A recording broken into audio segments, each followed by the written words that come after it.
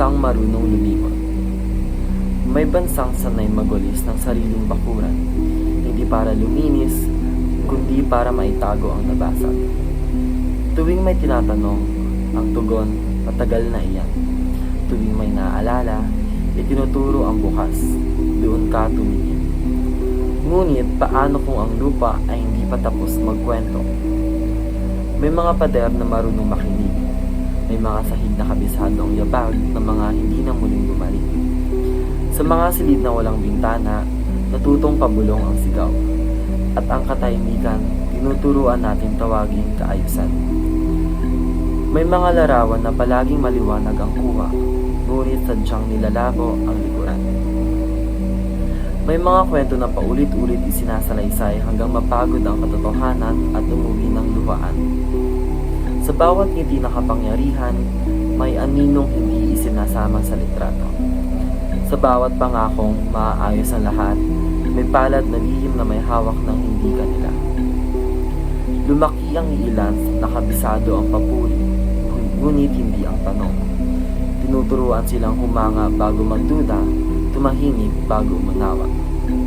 At ang alaala, unti-unting ginagawang pabigat, parang kasalanang dapat kalimutan para magpatuloy.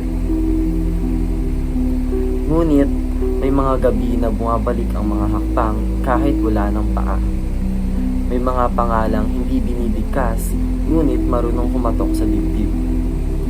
May mga sugat na hindi humihingi ng awa, kundi ng pagkilala.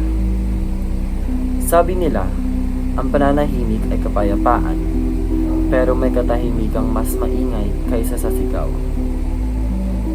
Ito ang katahimikang pinili, pinangalagaan at ipinasa na parang pamana. At habang abala ang ilan sa pag-aayos ng kwento, may bansang unti-unting nakalimot kung paano magsabi ng "Teka muna", kung paano magtanong ng kanino galing at sino ang nawalan. Hindi lahat ng paglimot ay likas. Ang iba itinuturo, inuulit at ipinasa, hanggang sa maging normal ang hindi maalala. Ngunit, ang kasaysayan ay hindi tinta na madaling mabura. Ito ay anino na humahaba na kapag tinapatan ng ilaw. Ito ay ugat na patuloy na sumusubok huminga kahit tinatabunan.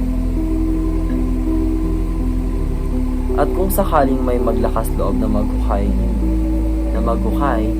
hindi iyon para sirain ang lupa, kundi para patunayang may itinanim. Hindi ito galit sa nakaraan. Ito ay pag-aalaga sa katotohanan. Hindi ito pagkabit sa sugat, ito ay pagtangging magpanggap na wala ito. Dahil ang bansang marunong lumimot ay bansang handa na muling masaktan ng walang babala. At kung may tinig mang patuloy bumubulong, huwag mo itong katakutan. Ito ang alaala na ayaw mamatay. Ito ang kasaysayan na marunong maghintay.